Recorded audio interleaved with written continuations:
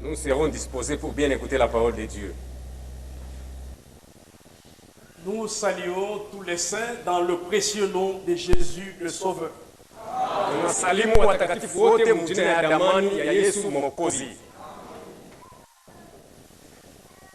Et nous lui remercions parce qu'il nous a fait encore grâce de nous retrouver autour de sa parole ce soir.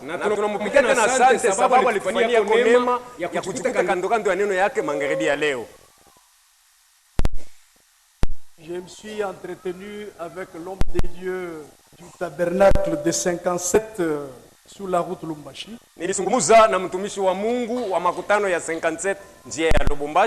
Le frère Kiata. Il m'a chargé de vous saluer au nom de Jésus-Christ.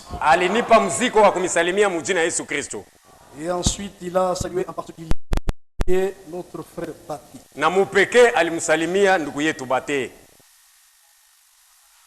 Mettons-nous debout pour honorer la lecture de la parole.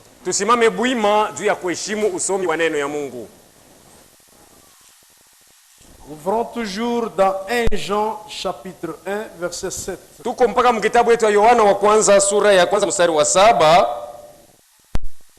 lisons au nom du Seigneur. Mais si nous marchons dans la lumière, comme il est lui-même dans la lumière, nous sommes mutuellement en communion avec lui. Et le sang de Jésus-Christ, son Fils, nous purifie de tout péché. Nous demandons à notre précieux frère Paulin de prier.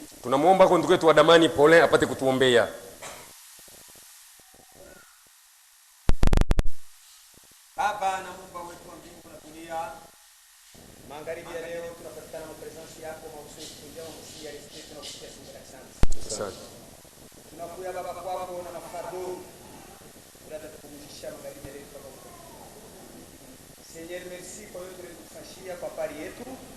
Na kwa upande wetu Baba tunakaribia mpresence yako. Tunakuya Baba kwako Mungu tuita mpaka vile vile. Nasema pele kusuteleke vous fardeau et je vais donner le mérite. Tunakuya kwako Baba unafariji wa kweli, bado unafariji neno lako. Baba depuis zamani alionekana Seigneur tulisahau kwa mafazi kama vyombo vile Mungu unasemea ni watumishi yako. Kwa tuomba Seigneur upate kushuka ndani ile vazi utaisha mjura leo upate kusingiza na pepe yako. Seigneur useme sisi tutayari kukushikia, tutembee manjia yako, tuache manjia yetu ya malukumbe na tuendelee kukufu, tutembee manjia yako tupate kujua milele. Utuweze Seigneur kufuatana na imani tunayo.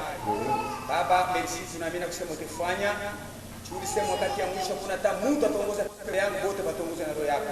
Unahitaji roho yako katikati yetu ili tuongoze mwanzo hata mwisho. Baba, kama wewe Mungu unasema mabenediction itaonekana. Kama wewe Mungu unasema salama itaonekana. Kama wewe Mungu unasema kushukuru itaonekana. Kwa maana Baba tunahitaji presence yako katikati yetu. Wanze nasi, malize nasi. Wakati wote tutasema salama ipate kuonekana mmoja wa tunaomba yote. Amen. Amen. Naweza kuketi. Nous sommes en train de parler sur la communion fraternelle.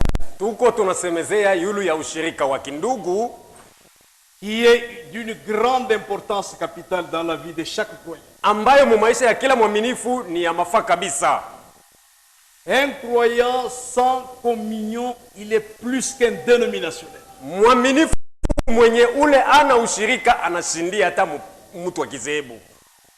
Dieu nous a appelés à communier. C'est pourquoi nous devons nous retrouver. Nous nous donnons des rendez-vous.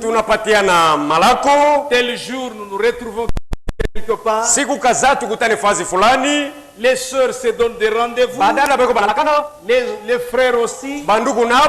C'est comme ça que Dieu nous a créés. Il n'y a pas de barrière. Nous devons communier. Je quitte chez moi, je me rends sur tel frère. Je vais c'est pour communier avec mon frère. La La sœur quitte aussi chez elle. Dada naye anatoka kwake. Elle va visiter sa sœur. Anaenda kutembelea dada yake. C'est pour communier. Ndio wapate kushiriki pamoja. C'est comme ça que Dieu nous a créés. Ndio namna ambayo Mungu alituumba. L'homme a été créé c'est pour la communion. Mwanadamu aliumbwa juu ya ushirika. Si on ne communie pas, kama hatushiriki, mais nous sommes comment? Tuko je kumbe? Dieu n'est pas parmi nous. Mungu pale ana katikati yetu. Si Dieu est parmi nous, Mungu akiwa katikati yetu, c'est la communion. Ni ushirika tu utakuwa hapo. Eh bien nous avons fait voir, na tena tulionyesha depuis mercredi, tangu mukastatu, comment le mot communion peut signifier. Namna gani itamko ushirika unamaanisha. Nous avons trouvé que la communion c'est un entretien. Tulisema ushirika ni maongezi. Quand l'homme a été créé, wakati mtu aliumbwa, il n'a pas été créé pour mourir. Akuumbwa tena juu ya kufa. Il n'a pas été créé pour vieillir. Akuumbwa juu ya kuzeeka baadaye. Pour tomber malade. Wala kugonjwa. Nous avons trouvé que l'homme a été créé pour la communion. Tuliona kusema mtu aliumbwa kwa ajili ya ushirika. Dieu après avoir créé toutes choses, Mungu baada ya kuumba kila kitu au complet, kienye kueneana, mais il lui manquait lui avec qui il devait. Lakini ilimkosa ye Mungu ni nani atashirikiana naye. C'est ainsi que vu que cela était dans son dessein, ndio maana sawa vile ilikuwa makusudi yake, il a fini par créer l'homme. Alimalizia mpaka mkuumba mwanadamu. Pour l'objectif de communier avec l'homme. Juu ya kifukuzio kia kushiriki naye. C'est ainsi que nous avons vu que quand l'homme était là parfait. Ndio maana tuliona wakati mtu alikuwa angali mkamilifu. Parfait, c'est-à-dire il était un homme sans péché. Mkamilifu ni kusema alikuwa bila dhambi. C'est pourquoi Dieu descendait, il communiait avec lui. Ndio maana Mungu alikuwa anashuka na kushiriki naye mwanadamu. Il conversait avec lui. Alikuwa anazungumza na mwanadamu. C'est ce que Dieu faisait chaque soir. Ni kile Mungu alikuwa anafanya kila jioni. Nous avons vu que après que l'homme ait maintenant péché, tuliona kusema kisha mtu kutenda dhambi, il brisait la communion avec Dieu. Alikata ile ushirika ilikuwa na Mungu. Pourquoi? Juu ya nini? Parce qu'il a péché. Sababu mwanadamu alitenda dhambi. Pendant qu'il obéissait dans la parole, muda alikuwa angali anaiti neno, il était ami de Dieu. Alikuwa rafiki wa Mungu. Mais lorsqu'il a péché, lakini kipindi alitenda dhambi tu, il y a eu rupture de la communion. Mahusiano na Mungu ilikatika. Comme notre Dieu, il nous a appelés à la sainteté. Sawa vile Mungu wetu alituita kubutakatifu. Il ne veut jamais voir le péché. Akuwake nataka kuona dhambi kamwe. Lui, il veut voir toujours la sainteté. Ye anataka kuona mpaka butakatifu. C'est ça la nature de notre Dieu. Ile ndio hali ya Mungu wetu. C'est la sainteté. Ni butakatifu tupu. C'est pourquoi il dit, ni kwa maana anasema, il faut que ceux qui viennent à lui, inafaa wote banamwendea ye Mungu, soient saints, bawe batakatifu comme lui-même est saint. Sawa vile mwenyewe yuko mtakatifu. C'est pourquoi vous devez éviter de ne pas pécher. Ndio maana mnapaswa kuepuka kabisa kutenda dhambi. Et nous avons trouvé que péché c'est quoi? Na tulio nasema dhambi ni nini? Le péché c'est la désobéissance à la parole. Dhambi ni kutokuitii neno ya Mungu. C'est ça le péché. Ile ndio dhambi. La transgression de la parole. Kuvunja kwa neno ya Mungu. C'est ça le péché. Ile ndio dhambi. Chaque fois quand la Bible dit Biblia ikisema que la sœur soit soumise à son mari, ya kuwa dada amwe mtiifu kwa mume wake en toutes choses, mukila kitu, la sœur qui ne se soumet pas, ule dada ana wakutii, au même moment là, pale elle a rompu la communion avec Dieu. Anaivunja ushirika na Mungu wake. Parce qu'elle a désobéi à ce que la parole dit. Sababu anakatala kutii kile neno ya Mungu inasema. Or la parole c'est ça même Dieu. Bali neno ndiye yenye Mungu. Lorsque vous n'obéissez pas, na wakati unakatala kutii, vous péchez. Pale unatenda dhambi. Vous brisez la communion. Unavunja ushirika. Et Dieu n'est pas avec vous. Na pale Mungu anawe tena. Même si vous faites des prières n'importe comment. Hata unaomba mnamna gani? Là Dieu n'est pas là. Pale Mungu anapo. Il ne vous écoute pas. Hato kusikia il tena. Il est en train de vous regarder. Eko anakuangalia tu. Jusqu'à ce que tu vois revenir à lui par le moyen de la repentance. Paka utakapomrudilia yeye kwa njia ya toba. C'est ça Dieu. Ule ndiye Mungu. Mais quand un homme endurcit son cœur, wakati mtu anakazirisha moyo wake pour le péché qu'il a posé, kwa dhambi aliyotenda, mais il ne veut pas maintenant se repentir, sasa hataki kutubu, là vous avez éloigné la présence de Dieu. Pale unatenga mbali uwepo wa Mungu. Et Dieu ne vous écoute même pas. Na Mungu hatakusikia kamwe. À cause du péché que vous avez fait. Kwa ajili ya dhambi uliyoitenda. Parce que le péché, vous avez désobéi à sa parole. Sababu dhambi ilikusukuma ukose kutii neno ya Mungu. Dieu qui est 3 fois saint. Mungu aliye mtakatifu mara 3. Il veut que ces créatures soient saintes. Anataka biumbe byake biwe bitakatifu. C'est ça le souci de Dieu. Ile ndiyo kutaka kwa Mungu. Maintenant, après que l'homme ait brisé la communion, sasa kisha mtu kuvunja ile ushirika, nous avons trouvé que Dieu, plein d'amour, tuliona kusema Mungu mwenyewe kujaa upendo, il n'est pas resté en silence. Hakubakia kimya. Il a résolu dans son amour. Aliamua muyake mapendo pour revenir encore dans la communion avec l'homme. Kuya kurudia tena mushirika na mwanadamu. Et comment il est revenu? Alirudia je? C'est par la mort de la croix. Ni kupitia kifo cha msalaba. C'est là que l'amour de Dieu a été manifesté. Ni pale upendo wa Mungu ulionekana. C'est là même la base de la communion. Ndio penye kuwa hata msingi mwenyewe wa ushirika. Et nous avons trouvé que na tuliona ya kama à partir de la mort de la croix, kupitia kufa kwa msalaba, on a écroulé le mur de la séparation. Kibumbasi kya matenganisho balikibomola. Le mur qui nous séparait. Kile kibumbasi kilitutenganisha. Nous étions des différents groupes. Tulikuwa makundi tofauti. Ceci s'appelle Luba. Aba banajita baluba. Ceci s'appelle Lohun. Aba nabo bakarunda. Ceci s'appelle Lamba. Aba banajita balamba. Ceci s'appelle Kasai. Aba banajita bakasai. Nous avons compris que tulielewa kusema à partir de la mort de la croix, kupitia kufa kwa c'est là msalaba, que Dieu a brisé Menasa. ni pale Mungu alivunja ile yote. Aliubomola ukuta wa matenganisho. Maintenant, quand nous venons par le moyen de la repentance, sasa tukija kupitia toba, après avoir entendu l'évangile de la croix, kisha kuisikia injili ya msalaba, qui pénètre jusqu'à séparer l'âme et l'esprit, ambayo inaingia mpaka kutenganisha nafsi na roho, amène l'homme à reconnaître ses péchés, inamshawishi mtu anatambua dhambi yake, pour qu'il arrive à confesser de sa bouche, kusudi apate kukiri kukinywa chake. et là il reçoit le pardon de péché. Ni pale anapata achilio ya dhambi. Le sang d'Emmanuel purifie cette créature. Damu ya Emanueli inatakasa kile kiumbe. Toutes les tribus de la terre, Makabila yote ya dunia, lorsqu'ils arrivent à la croix, ikishafika msalaba, alors nous sommes tous frères à partir de la croix. pale bo ndugu Parce que kupitia kazi ya le mur msalaba. de la séparation a été écroulé Sababu kile kibumbashi cha matenganisho kisha bomolewa par sa mort. kupitia kifo chake. Maintenant, lorsque Christ entre en nous, Sasa wakati Kristo anaingia ndani yetu, c'est l'amour. ni mapendo tu. Nous avons maintenant démontré Sasa tulionyesha que l'amour dont il s'agit. ni upendo gani yenye kuhusika. Nous avons compris que il y Tulielewa. a philéo. Ya kama kuna mpendo fileo. Philéo, c'est l'amour que nous naissons avec. Fileo ni mapendo ambayo binadamu tunazaliwa nayo. L'amour d'intérêt, Mapendo ya faida que moi j'appelle l'amour diabolique. ambayo naita mapendo ya kishetani. L'amour d'intérêt. Mapendo ya faida. Cet amour ne peut avoir lieu, Ile mapendo inaweza kuonekana c'est seulement quand tu me fais du bien. ni paka tu ukinitendea mema. C'est alors que moi je te fais aussi. Ni pale na mimi nitakurudishia kizuri. Si tu ne me fais pas du bien, Wakati haunei mema, je ne te fais plus. Même si j'ai des moyens, hata kama nina namuna, je ne te regarde pas. sitakuangalia. Pourquoi? Juu ya nini? Parce qu'on est né vaincu par le péché. Sababu tulizaliwa benye kuiniwa na Nous dhambi. sommes nés sous l'influence de Satan le diable. Tulizaliwa chini ya uvuto wa shetani ibilisi. L'amour où il y a dent pour dent. Mapendo yenye kuwa na jino kwa jino.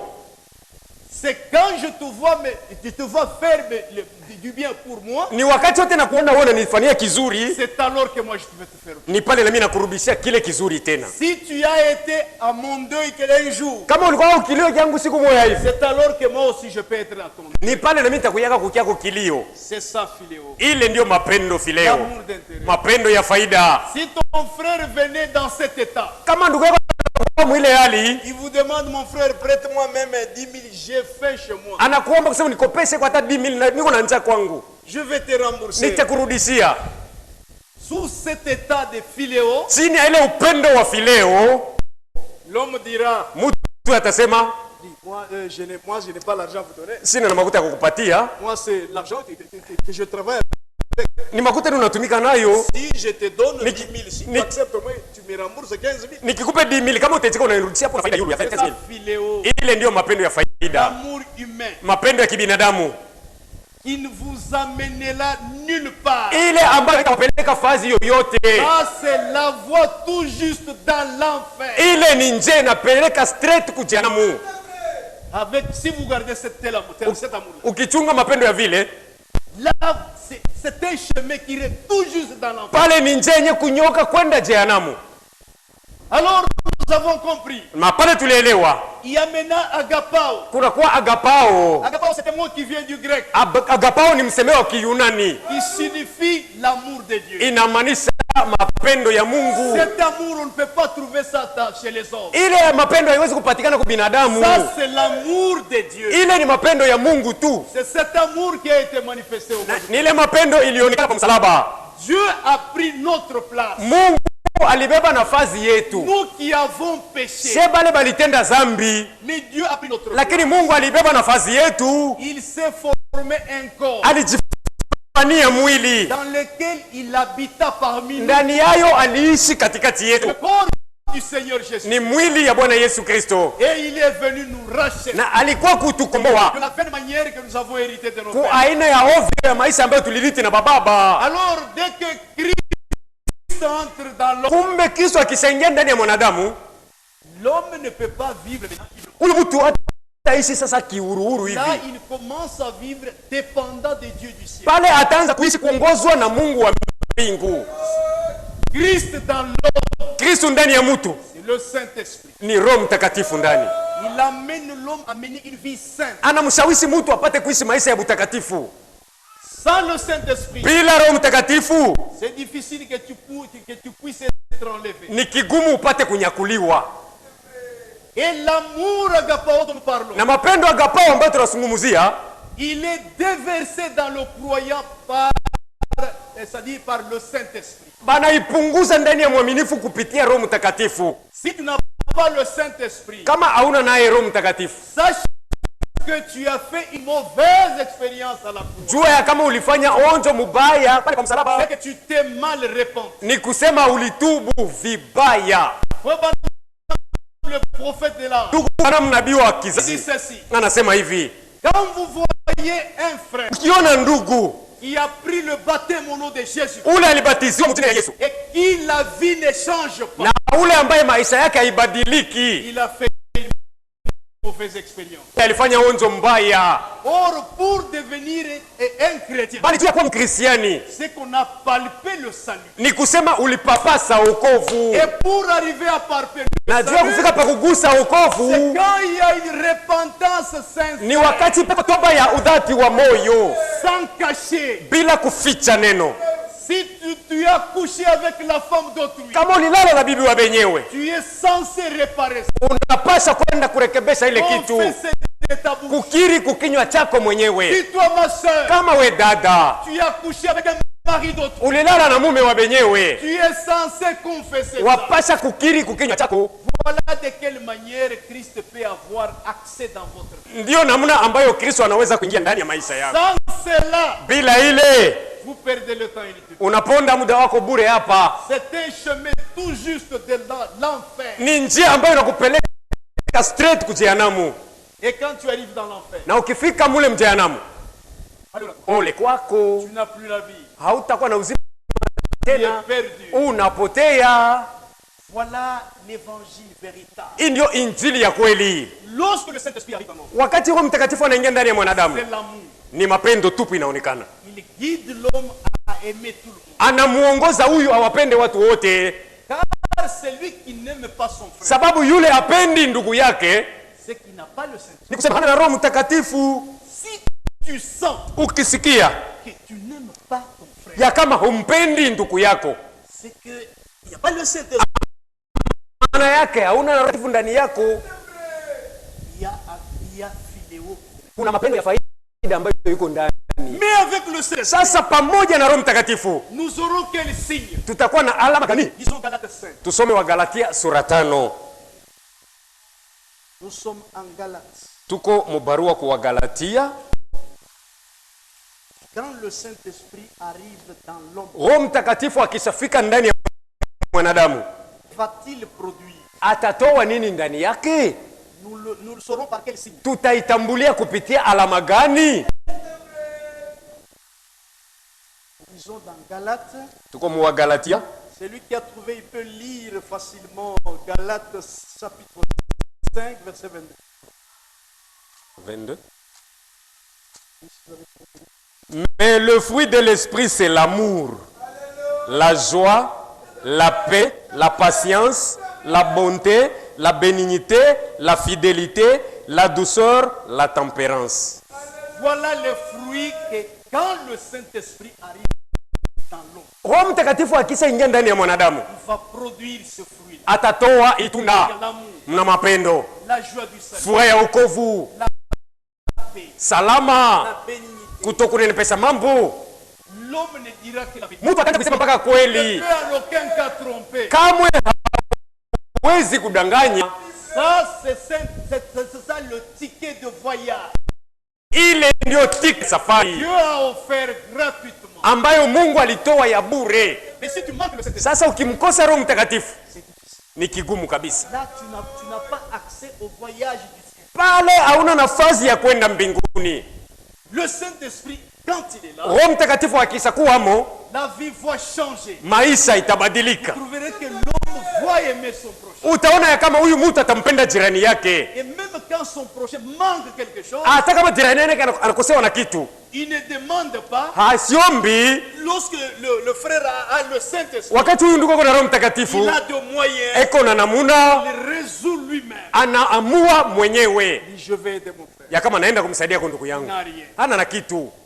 Quand Dieu vous bénit, Wakati Mungu il ne anakubariki, vous bénit pas de vous-même. hakubariki juu yako we peke. Vous devez mettre à son service. Unapasa kuiweka ile baraka yake mkazi yake, D'aider ceux qui ne sont pas encore bénis. kuwasaidia wenye wala hawajabarikiwa.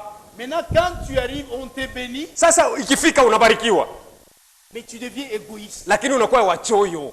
Là, on comprend que Pale tutaelewa tu kusema le Saint-Esprit n'est pas encore. Roho Mtakatifu bado hajaingia ndani yako. Lorsque le Saint-Esprit arrive, Roho Mtakatifu akishafika, il ne peut pas laisser l'homme oisif. hawezi kumwacha mtu bila kufanya kazi. Il doit l'amener jusqu'à contrôler d'abord l'heure du culte. Atamshawishi mpaka anaanza na kuchunguza saa ya ibada, Il vérifie le temps. anachunguza muda, Il fait que ni saa gani, il fait que ni saa ngapi, le temps du culte déjà. wakati ya ibada inaishaenea, Il vient. anakuya kuibada. Ça signifie que l'Esprit de Dieu est déjà en lui. Inamaanisha kusema Roho wa Mungu eko ndani yake ule, Il lui donne maintenant la joie du salut. anampatia sasa furaha ya wokovu. Partout où il est, Fazi yote eko il ne pense qu'aux affaires de Dieu. eko, anakumbuka mpaka mambo ya Mungu. Et non, toi, tu te retrouves quelque part, Sio wao unajikuta sehemu kadhaa, peut-être dans de, je sais pas quoi, où l'on prend les matières, c'est où? kariere Carrière. pengine mle mshamba ya madini Tu mule, oublies même que tu es chrétien. unajisabu ya kama uko Tu mkristiani, commences à poser des actes impossibles. unaanza kufanya matendo isiyowezekana, Et nous commençons à recevoir des na témoignages. tunaanza kupata maushuhuda kutoka kule. Ah, mais votre frère là, Ule ndugu yenu ule, mais je l'ai vu avec des Ndumba dans la carrière. mimi namuona na bakaba mule mshamba ya madini. Le frère, Ndugu, c'est vraiment ridicule. ile ni ya ovyo, Vous faites la honte du message. unaleta aya kujumbe.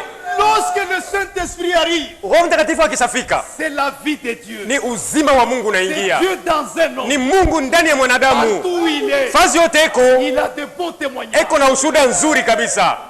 Même la sœur, Hata dada elle ne peut pas parler en mal de ça. hawezi kusemea mabaya ya dada yake, Elle ne peut même pas mentir. hawezi hata na kudanganya kwenyewe. Mais si tu trouves que ma sœur, Sasa ukikusema dadangu, tu es en train de parler en mal ungali unasemea mabaya de ta sœur, ya dada yako, c'est que le Saint-Esprit n'est pas encore. ni kusema Roho Mtakatifu bado hajaingia ndani.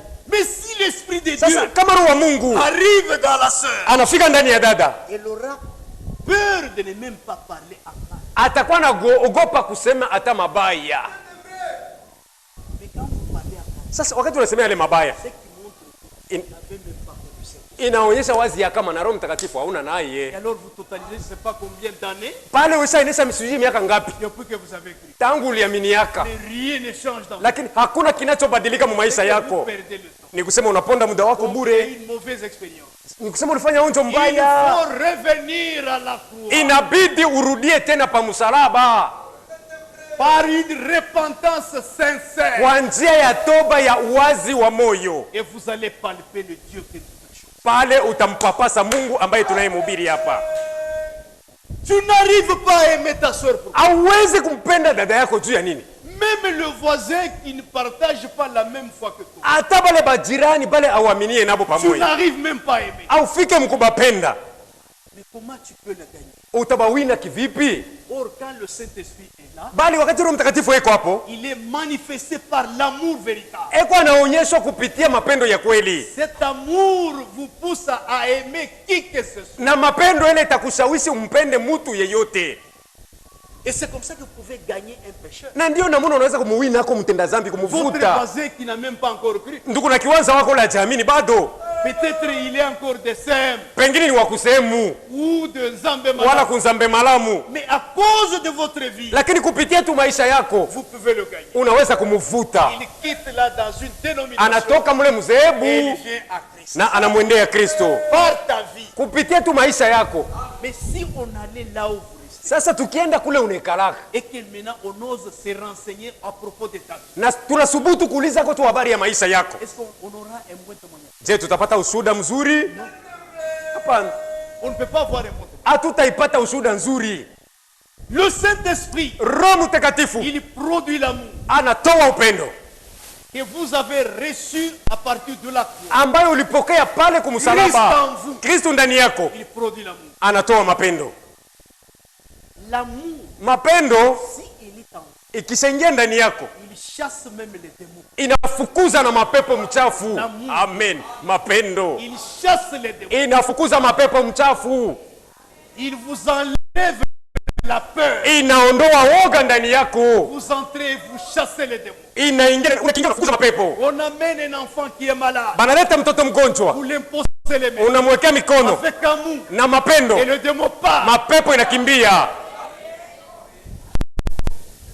L'amour de Dieu, Mapendo ya Mungu c'est une arme puissante. ni silaha, bunduki ya uwezo, Une arme puissante bunduki ya uwezo qui ne peut pas faire face avec un démon. ambayo hawezi kushindana na pepo mchafu. Écoutez, frère Banam, les expériences qu'il a eues Msikie maonjo ambayo ndugu Branham alipata grâce à l'amour véritable. kwa ajili ya upendo wa kweli, L'amour agapao. mapendo ya Mungu agapao. Frère Banam, un jour, il était en train de prêcher. Siku ingine ndugu Branham alikuwa iko anahubiri, Il prêche alikuwa anahubiri sous l'onction. mule mchini ya mafuta. Il y a eu un monsieur là, Kulikuwa jamani mmoja très musclé, wa mishipa kabisa, pesait 117 kilos. alikuwa na 117 kilo. Alors que Branham pesait lui 53 kilos. Pale Branham alikuwa tuna makilo 53. C'est-à-dire fois deux. Nikasema ule mtu alikuwa na makilo mara mbili ya ndugu Branham. Cet homme musclé, Ule mtu wa mishipa, lui, son problème, c'est de tuer les prédicateurs. ye mambo yake ilikuwa ni kuua bahubiri. Il avait tué les prédicateurs. Alikuwa ashaua bahubiri mbele. Maintenant, il pariait pour tuer frère Branham. Sasa alipanga kwenda kuua ndugu Branham. Cet homme, pendant que frère Branham prêchait, Wakati huyu ndugu Branham alikuwa anahubiri sous l'onction, chini ya upako, cet homme a pénétré dans le temple. ule mtu aliingia mwekalu.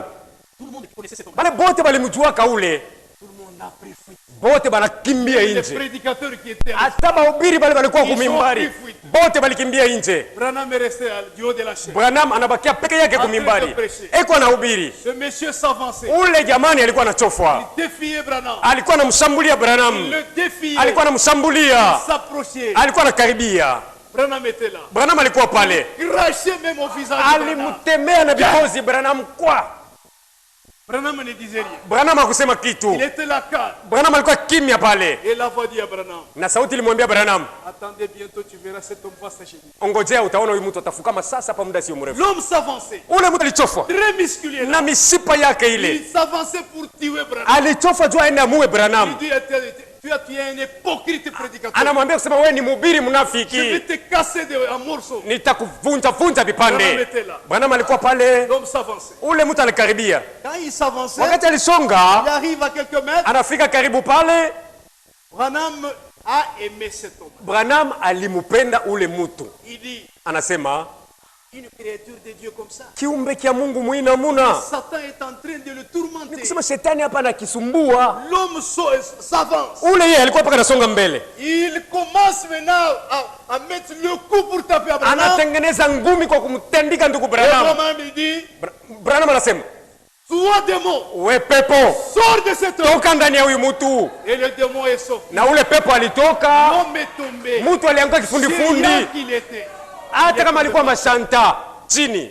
Et même les policiers ont couru Na baskari polisi walikimbia pour vérifier. ndio kwenda kuchunguza. Peut-être il est mort. Pengine anakufa. Et Branham me dit, Branham anasema, parce qu'il est tombé au pied de Branham. jua aliangukia kumiguu yake Branham. Toujours conformément à la voix qu'il lui a dit. Kupitia ile roho sauti ni kusema tanguka kumiguu yako. Na kikweli alianguka. Les policiers sont arrivés Baskari polisi wanafika pour peut-être prendre, peut-être qu'il est mort. juu ya kumchukua, pengine ni mwenye kufa. Branham me dit non, il n'est pas mort. Branham anasema hapana, Il est en akufi. train d'adorer. Eko anabudu hivi, mnaona. Écoutez l'amour. Msikie mapendo. L'amour véritable. Mapendo ile ya kweli. Si vous avez le Saint-Esprit, Ukisampata Roho Mtakatifu, vous allez chasser les démons. utayafukuza mapepo. Mais quand vous n'arrivez pas à chasser les démons, Sasa wakati hauweze kufukuza ile mapepo, c'est parce que vous avez peur. ni sababu unaogopa. Même la maladie, quand elle vous saisit, Hata wakati magonjwa yanakushika, la maladie ne peut pas vous amener à la mort. magonjwa haiwezi kukupeleka kukufa. La mort ou la vie de l'homme Lufu wala uzima wa mtu, se trouve entre les mains de amen, Dieu. iko mu mikono ya Mungu. Il n'y a que Dieu qui peut permettre. Ni mpaka Mungu anaweza kuruhusu. Aucune maladie ne peut amener l'homme à la mort. Hakuna hata magonjwa yanaweza kufikisha mtu kufa. La mort ou la vie, Kufa wala uzima c'est ça entre les mains de Dieu. iko mikononi mwa Mungu. Mais si vous vivez la parole, Lakini ukiwa na hisi neno, lui Dieu c'est lui qui vous a donné des problèmes. ye Mungu ndiye alikupatia malako. Mais vous avez peur de quoi? Sasa unaogopa nini tena? Aucune maladie ne vous fera rien. Hakuna magonjwa inaweza kukuumiza. Quand vous sentez encore que non, la maladie m'a saisi, Ukisikia tena kusema hivi magonjwa sio nishika, mais hapa ni nufu. moi je vais mourir. C'est la peur. Ni boka tu uko nayo. Vivez correctement la parole. Ishi neno ya Mungu na usawa. Dieu en vous, Mungu ndani yako. aucune maladie ne vous fera rien. Hakuna magonjwa inaweza kusimama mbele yako. Vous avez peur, c'est parce que vous ne vivez pas la parole. Unaogopa ni sababu hauishi neno Et ce sont des péchés na ni mazambi. qui occasionnent cette peur. Ile iko inashawishi ile woga ifike. Quelqu'un qui n'a pas la vie du péché, Mtu mwenye ule ana na maisha ya il zambi, n'a pas peur de quoi que ce soit. haogopi chochote. Même si toi tu n'as rien fait, Hata kama wakufanya kitu et que ton père ou ton ancêtre, na baba wala babu yako il dit que toi tu mourras, anasema wewe utakufa, et que tu n'as rien fait. na wewe ukufanya kitu, Si tu as Christ en toi, ukiwa na Kristo ndani yako, c'est nul et sans effet. Biblia anasema havitafanyika. Mais quand tu as peur, Lakini c'est ukiogopa parce que Christ n'est pas encore en toi. ni sababu Kristo hajaingia ndani yako. Christ en vous, Kristo ndani yako, c'est le Saint-Esprit. ule ni Roho Mtakatifu, C'est l'amour. ni upendo tu, Il vous conduit dans anakuongoza la sainteté. mu Il butakatifu. n'y a peur Hautaogopa chochote tena, No. hakuna, parce que vous avez d'abord le Créateur en vous. sababu uko na mumbaji ndani yako. Et Satan, lui, Na shetani ye quand il regarde que vous avez Dieu, akiona kusema uko na Mungu ndani, il a même peur. shetani iko naogopa, Sa peur là lui retourne. boka yake inamrudilia. Amen. Menez une vie là correcte, Mwanze kuishi maisha yenye kuwa sawa, conformément au Saint-Esprit. yenye kuambatana na maandiko matakatifu. Vous recevrez Christ en vous Pale utampokea Kristo ndani yako et il produira le Saint-Esprit. na atamtoa Roho Mtakatifu, L'amour paraîtra. mapendo itaonekana. Écoutez encore l'expérience que Fobanam a vécue. Msikie tena onjo ambayo ndugu Branham aliishi. Fobanam, un jour, il devait aller prier pour un malade quelque part. Siku ingine ndugu Branham alipaswa kwenda kumwombea mgonjwa sehemu mwa fulani. Mais l'endroit qu'il devait traverser pour arriver là où était l'homme malade, lakini fazi alipasha kutambuka juu kufika pale palikuwa mgonjwa, il devait passer par le champ. alipasha kupitia pa shamba, De vastes champs. shamba pana, En brousse. mpori mule.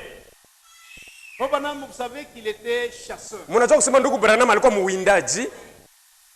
Il était là. Alikuwa pale. Il a pris son fusil. Alibeba bunduki yake. Il s'est rendu pour prier pour le. Alianza kwenda kumuombea ule mgonjwa. Il a pris même son véhicule. Anabeba na gari yake.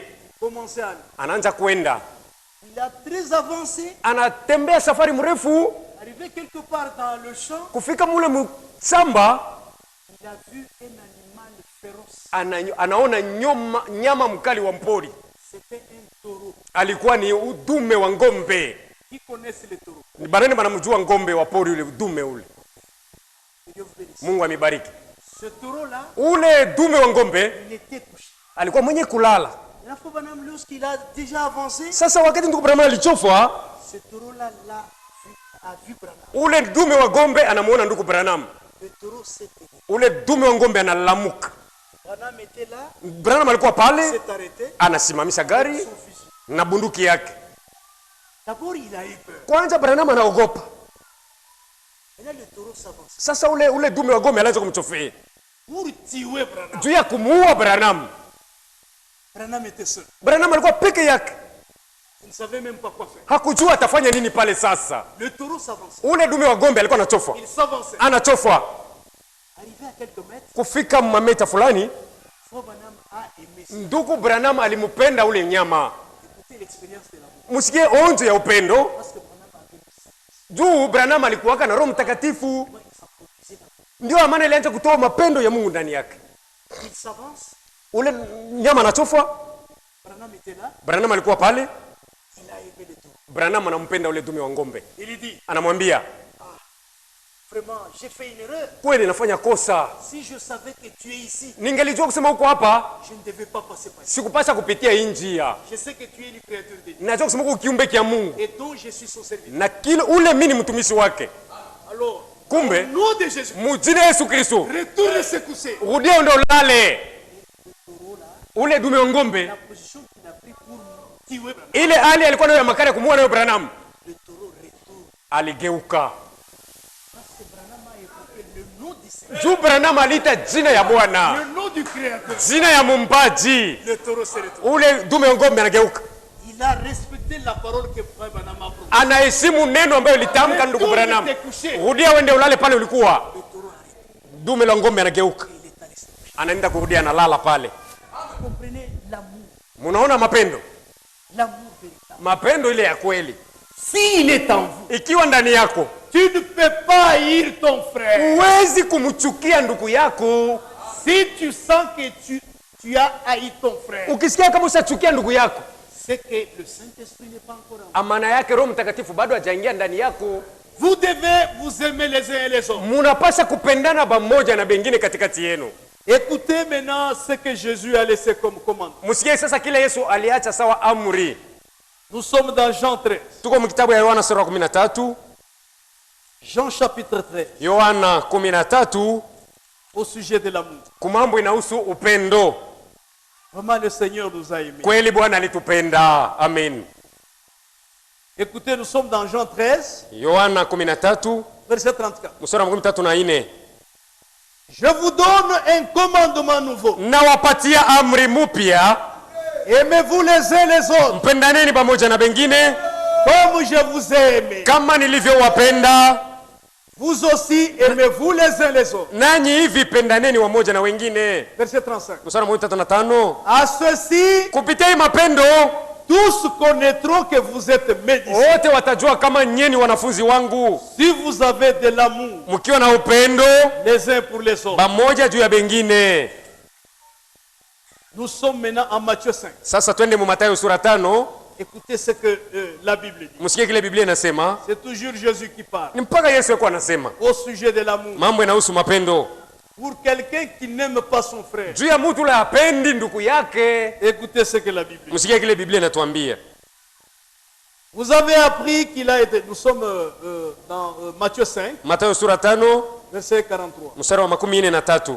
Vous avez appris qu'il a été dit, mulisikia lisemewa tu aimeras ton proche, ya kama utampenda jirani yako tu haïras ton ennemi. na utamchukia adui yako. Mais moi, Lakini mimi je vous dis que aimez vos ennemis, na miambia mpende adui yenu, bénissez ceux qui vous maudissent, muwabariki wanaomilaani, faites du bien à ceux qui vous haïssent, muwatendee mema wanaomichukia, et priez pour ceux qui vous maltraitent na muwaombee wanaomnyanyasa et qui vous persécutent, na kumiteswa, afin que vous soyez appelés fils de votre Père kusudi muite wana wa baba yenu qui est dans le ciel, aliye mbinguni. car il fait lever son soleil Maana yeye baba anainua jua yake sur les méchants juu ya baovu et sur les bons. na juu ya wema, Il fait pleuvoir sur les justes ananyesha mvua juu ya wenye et haki sur les na juu injustes. ya wazalimu.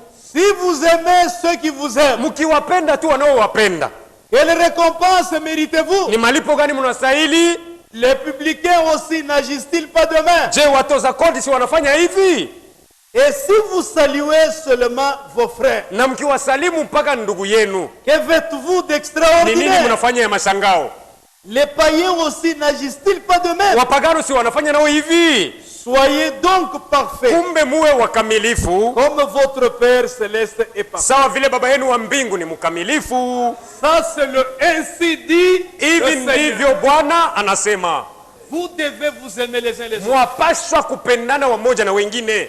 L'amour agapao, Mapendo agapao c'est ce que Fobanam appelle comme le 11e commandement. ni ile ndugu Branham anaita kuwa amri ya 11. Sans l'amour, Bila mapendo vraiment, vous n'entrerez même pas au ciel. kikweli hautaingia mbinguni. Écoutez la vision que Fobanam a eue en 61. Musikie ono ndugu Branham alipata mu mwaka 61. Fobanam, un jour, il était au lit le matin. Ndugu Branham siku ile alikuwa mkitanda asubuhi. Il venait de se réveiller du sommeil. Alitoka kumbusingizi, Et il était là, étendu sur son lit. lakini alikuwa shajitandika mkitanda yake Et la tête contre l'oreiller. na kichwa kilikuwa pa mto. Frère Branham était en train de penser. Ndugu Branham alikuwa yuko nakumbuka, Il se demandait, alikuwa anajiuliza qu'est-ce qu'il y aura au-delà des étoiles? ni nini itakuwa ngambo ya nyota. Écoutez un homme de Dieu véritable. Musikie mtu wa Mungu wa kweli, Il est là seul, étendu sur le lit. peke yake mwenye kulala pa kitanda, Il est en train de penser toujours aux affaires de Dieu. eko anafikiri mpaka mambo ya Mungu, Et non toi. sio wewe. Toi, quand tu es chez toi, Wewe wakati uko kwako tu ne penses qu'au pit. unakumbuka mpaka bakahaba. Mais comment Dieu peut-il être connu? Mungu atakuwa maisha yako je? Vous pensez toujours à une pute avec qui vous vivez. Uko nakumbuka mpaka kahaba ulikuwa unaishi naye Vous faites la honte du message. pale, uko unaleta aya ya Mais ujumbe. écoutez l'homme de Dieu Sasa véritable. msikie mtumishi wa Mungu wa kweli, Il était là. alikuwa pale, Il venait de se réveiller du sommeil. alitoka kuamka muusingizi, Il s'est demandé, anajiuliza qu'est-ce qu'il y aura dans le ciel? ni nini itakuwa huko mbinguni. Et il a entendu la voix de Dieu. Lakini alisikia sauti inamwambia, Continue le combat. we endelesha vita, Continue à courir vers le but. endelea kukimbilia kukifukuzio, Ce n'est pas encore le moment. bado muda haujaenea. Mais cette voix-là Lakini ile sauti a troublé Branham. ilimvuruka Branham. D'où venait cette voix? Ile sauti ilitoka wapi? Branham, il n'a pas compris. Branham hakuelewa. Il dit, c'est moi qui pense ou bien? Anasema ni mimi kuna wazakanya au je? La même voix retentit. Ile sauti inasikilika tena, Continue le combat. we endelesha vita, Continue le combat. endelesha vita, Continue à courir vers le but. endelea kukimbilia kukifukuzio. Branham troublé par cette voix. Branham mwenye kuvurugwa na ile sauti. Il a se demandé, Sasa d'où anajiuliza venait cette voix? ile sauti ilikuwa inatokea wapi? Et il a entendu cette voix Anasikia sasa ile sauti comme de la musique. sawa vile muziki, Et la musique qu'il comprenait mieux. na ile muziki alianza kusikia amana yayo mzuri kabisa. Et il s'est demandé, Anajiuliza d'où vient cette voix? hii sauti iko inatokea wapi? Kumbe Et enfin, na mwisho ya yote cette voix maintenant, ile sauti sasa il dit, tu veux visiter l'au-delà du rideau. anasema unapenda kufika ngambo ya pazia. Branham dit, Bwana anasema ça m'aiderait si j'arrivais là-bas. itanisaidia nikishafika kule. Au même moment, Pale pale Branham s'est retrouvé. Branham anajikuta Il est sorti de son corps. anatoka mkiwiliwili kyake. Son corps reste toujours étendu sur le lit. Kiwiliwili yake inabaki kenye kulala pa kitanda. Les mains contre l'oreiller. Na mikono yake chini ya mto kichwa. Tel qu'il était étendu. Vile alikuwa shatandikwa pa kitanda. Et là il se voit lui. Lakini anajiona yuko pembeni. Il se regarde. Anajangalia. Il est redevenu jeune. Anakuwa kijana hapa shasimama. Jeune de 15 ans. Kijana wa umri wa miaka 15 16. Mais il n'a pas compris. Lakini hakuelewa. Il dit ça c'est la fin de ma vie ou quoi? Anasema ni mwisho wa maisha yangu au je? Il regarde son corps étendu. Anaangalia kiwiliwili yake yenye kulazwa hapa kitanda. La vision Ono arrive au moment où tu regardes. iko inafikaka wakati uko macho wazi. Ile ndio ono. Branham se retrouve là-bas. Branham anajikuta pale. Qu'est-ce qui va pas ici? Anasema nini aendeke na mimi huyu? Et quand il regarde maintenant, Na wakati anaangalia pembeni. là où il se retrouve, Pale iko il voit un grand nombre de personnes. anaona batu mingi sana. Lui-même fait voir que ces personnes-là Yeye anaonyesha kusema pale batu walionaka se retrouvaient tous au même âge. balikuwa bote umri wa miaka moja kipimo moja. L'âge de 15 ans, c'est Mpaka miaka 15 16. la fleur de la jeunesse. Ile hali ya bujana Et ce grand monde-là na ile batu mingi courait vers Branham. balianza kukimbia beko na kuya kule kulikuwa Branham. Branham déjà redevenu jeune. Branham comme eux. mwenye kurudia kijana sawa pale beko na kuya kule. D'abord, c'était des sœurs. Kwanza ilikuwa ni badada walitangulia. Les sœurs que Branham a fait. Bale badada ndugu Branham alionaka. Les sœurs là, même âge toujours. Bale badada ba kipimo moja tu. 15 à 16 ans, 17 ans. Miaka 15 16 17. Des jupes jusqu'ici. Na masketi yabo mpaka kule chini. Branham il dit, j'ai vu des sœurs avec la longue chevelure jusqu'à la ceinture. Branham anasema niliona bale badada na nywele mrefu mpaka mkifuno. Il est nywele moi mungu na cheza na. Les cheveux avec que vous jouez. Wakati akilio mungu na kata nywele. Du temps de deuil, vous coupez les cheveux. Mwana mkashwezi kukata Une femme ne nywele. peut jamais couper les cheveux. Bwana anaweza kukata. Le mari peut te rejeter. C'est ce que la Bible dit. Ni kile Biblia inasema Nywele mule. long La chevelure. longue chevelure était là. Nywele mrefu ilikuwa Des pale. jeunes sœurs. Badada 15 mabinti ans, 16 ans. miaka 15 miaka 16 Il venait maintenant accueillir Branham. balianza kwa kumpokelea sasa Branham. Branham est redevenu aussi jeune comme eux. Branham na yeye badilika kuwa kijana kawa bo sawa bo. Vraiment, ils embrassaient Branham. Balikuwa namkumbatia Branham. Notre précieux Mpendo wetu frère. wa damani. Notre Mpendo précieux wetu wa frère. damani. Maintenant, Branham voyait étrange. Sasa kwa Branham ilikuwa ni kigeni kabisa. Là, il appelle le lieu de beauté. Pale anaita fazi ya burembo. Branham dit, j'ai vu des sœurs, une beauté impossible. Branham anasema badada nilibaona na burembo bule bwajabu. Moi, mon ana possibilité. Vous n'avez même pas de beauté. Branham a vu des beautés impossibles. Branham aliona burembo bwajabu. Comme des anges. Sawa wa malaika. Qui venaient accueillir. Balianza kumkumbatia. Notre précieux frère. Notre précieux frère wa damani. Branham n'a pas compris. Sasa Branham akuelewa. Il dit, ah, Anasema oh, mais ici vraiment c'est étrange. huku ni kigeni kweli. C'est différent de là que j'étais. Ni tofauti na kwenye mimi natoka. Quand il regarde, Akiangalia il voit toujours son corps tel qu'il était étendu. anaona kimwili yake vile kisha kulala Il se mkitanda. regarde, Anachangalia. il dit, il Anasema- est redevenu jeune. Anakuwa kijana pale ashasimama. Et après là, Na kisha pale il a vu une jeune sœur anaona dada mwe kijana avec une longue chevelure, na nywele mrefu des jupes jusqu'ici, na sketi mrefu, venir l'accueillir. anakuwa kumpokea. C'était sa première femme qui était décédée. Al- Opa. Alikuwa mke wake wa kwanza ule alikufa Branham l'a Opa. reconnu. Branham alimjua. Même d'autres sœurs venaient accueillir Na Branham. badada wengine walianza kumpokea ndugu Branham. Et puis Branham il dit, Branham anasema mais dans le comportement humain, lakini tabia ya kibinadamu, si l'homme ose embrasser une femme, mwanaume akisubutu kumbatia mwanamke il y a des sentiments là. huko maamu moya Mais yanafika. comment expliquer des jeunes sœurs avec des beautés impossibles Utaniambia namna gani hapa badada burembo bwa ajabu qui me touchent de cette manière? bananigusa mwini namuna?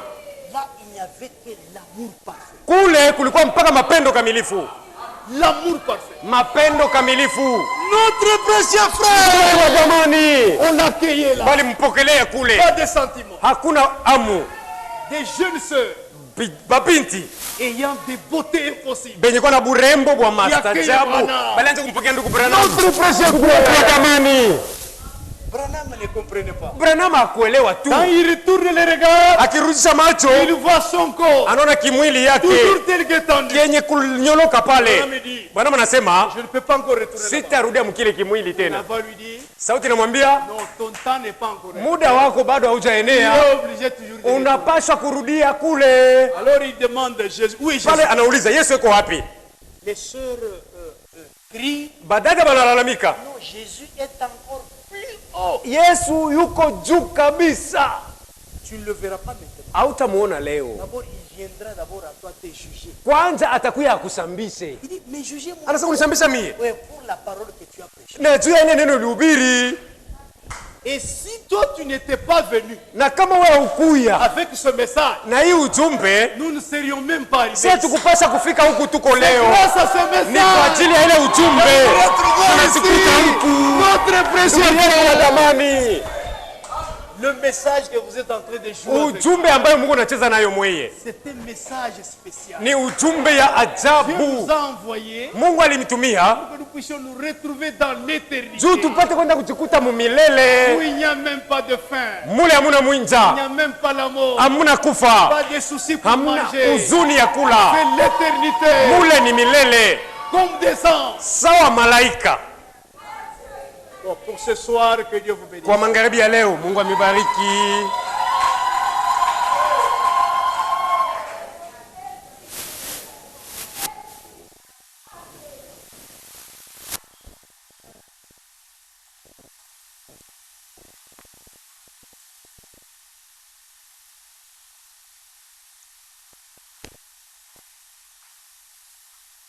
Bwana Mungu atubariki. Que le Seigneur Dieu nous bénisse Na bariki tena mtumishi. et qu'il bénisse aussi son serviteur. Hii ushuhuda